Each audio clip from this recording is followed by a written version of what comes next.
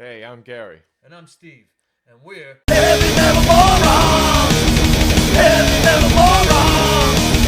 Heavy metal morons! Yeah! Cheers, moron. Cheers, moron. And cheers to all you morons out there in the moronosphere.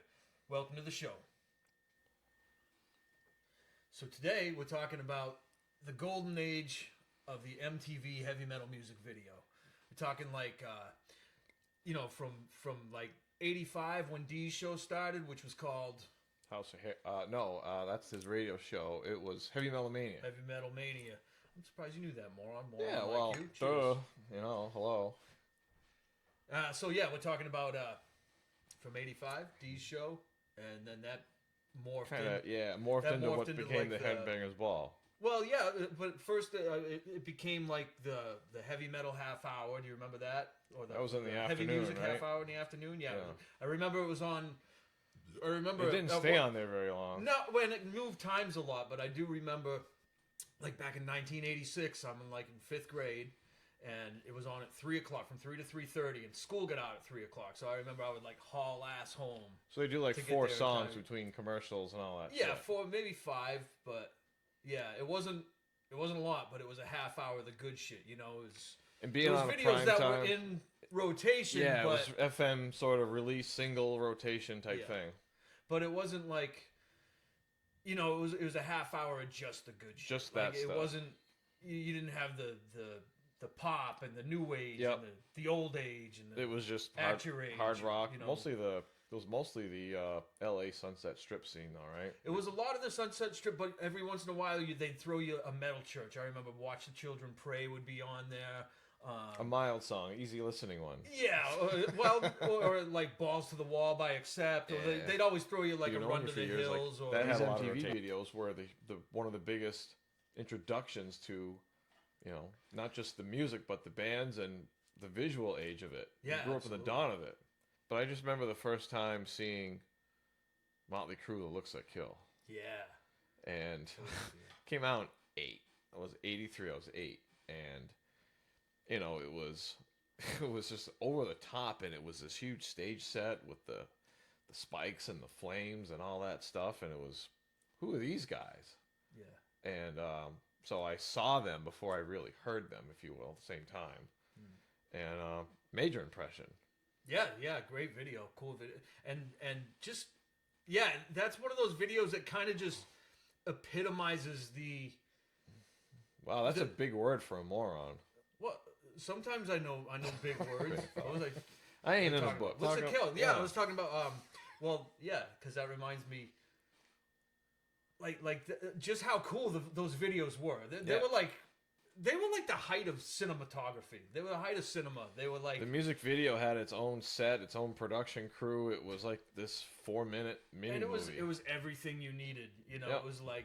People would always, criticize, looking back, they were dumb. They would just, there was a brave new world. There was no back point then. to them. But what plot did you need? What point did you... There was cool cars, hot babes, explosions, and guitar solos. I mean... You need a plot too, you greedy bastard? Why don't we take a look at Looks That Kill? You can do that. Yeah, when I was a little kid, I was like, what the hell is this?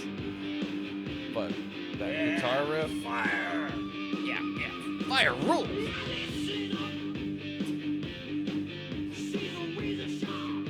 Yeah, this is my first thing I ever heard from Motley Crue. Hooked ever since. Yeah! Comes the Princess Maid Warrior. Yeah, she's the one. She's like the head one. The head one. Yeah. See?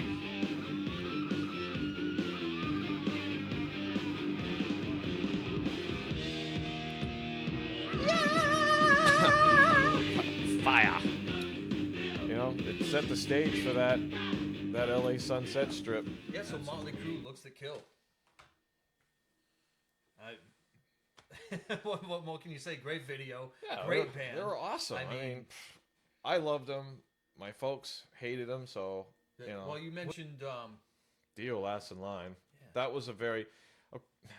course, we're watching stuff from that. Well, Dream Warriors was '87, but that early '80s, you just notice a sort of trend with the stage setups and the costumes, and it was like a movie set.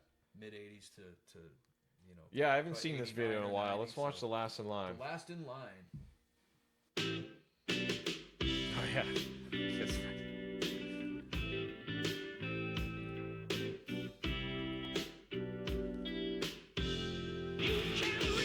Is it too?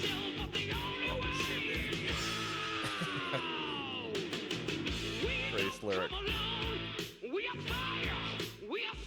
That's my favorite. I'll have a few there. I'll whip that out. We don't come alone. We're fire. Love it.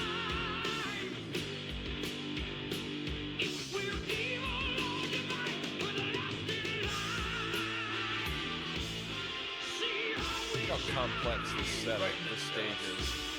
Pretty cool. That's when. I'm so glad we.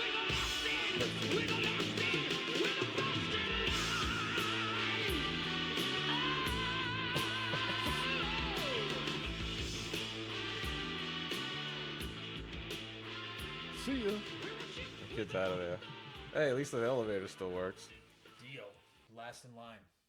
Another video. All right. Yeah. So we talked a little bit about this band and them being pioneers in the What band? metal music video. Well, if you shut up, I'll get. Before I continue a little speech Oh, about Bobcat Goldthwait. I'd like to continue us with sharing about the leading exports of South America. He was Right? big then, we too. have what? Revenge of the Nerds. These balls, dust, snakes, weasels. The Police Academy movie. Yeah. I am not trying to say that making tacos is not a God-given ability, but this was a long, long time ago before we ever had pate as such. Now you can eat a squirrel. There's a lot of meat on a squirrel. You just gotta. We need teachers like that again. Where'd I lose you? Animals are our friends, but they won't pick you up at the airport. Dingleberries. Oh, come on. Hey. There's a review tomorrow. I can beat up any single one of you.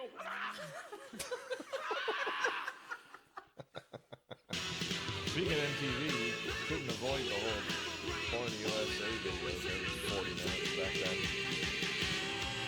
He does lay down some badass saxophone.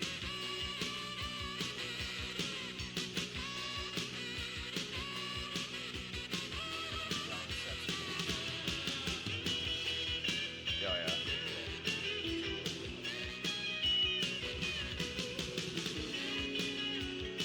Elaborate video.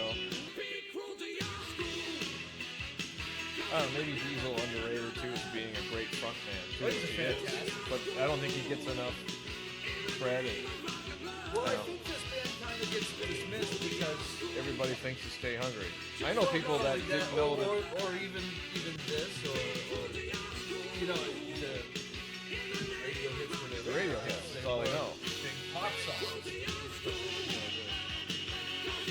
listen to the whole album, they were a metal band. Sure. Yeah, Twisted Sister. I mean, what can you? Yeah, and it's cool because a lot of people just think of Stay Hungry. You know, Yeah. they don't know the Come Out and Play was really awesome. What was the one with the popsicle? What was the album cover? What was the Love Is for Suckers. Lovers for Suckers? Yeah. that was bullshit. So yeah, next one. Let's check out a band that we both love. I loved them as a kid. I first heard about them in '86. Inside Electric Circus was the first I had on cassette. Still have it too. And I kind of went backwards from there. So that was how I found out about the band. But when I got the first album, that was the third one I got. It was heavier. The drums, Tony Richards just slamming them. The drum sounds different than when Riley was in the band. And Love Machine's just killer. The whole album's awesome, but I just love that video. Kind of, it has It's 1984. That's all you got to know. It totally looks and sounds like it. Let's watch it. Yeah, man.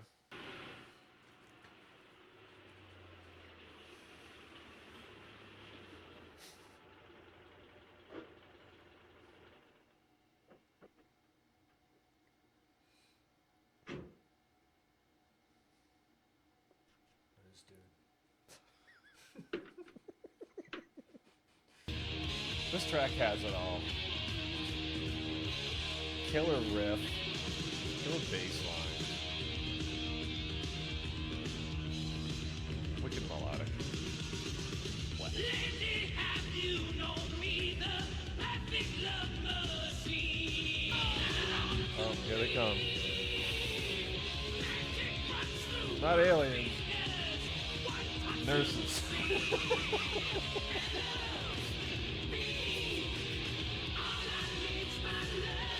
Yeah.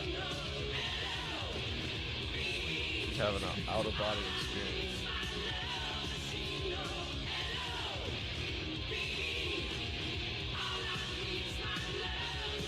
Oh, yeah, that can be there's spacecraft. Blackie's gonna have something to say about that.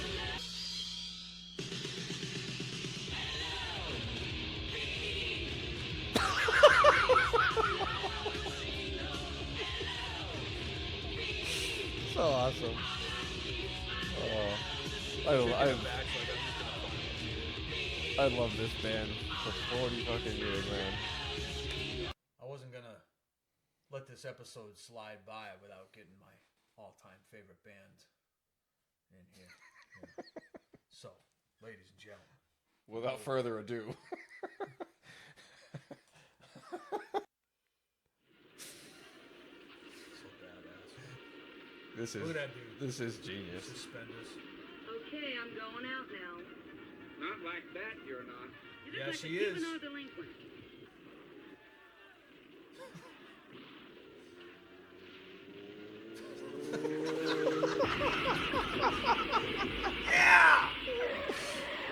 Oh, that's so awesome.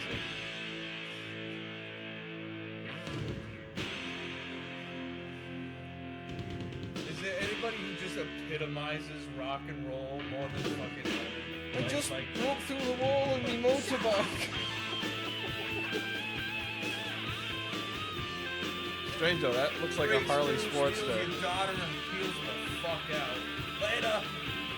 Later, mate. That's like the only thing that could have got it. Think so?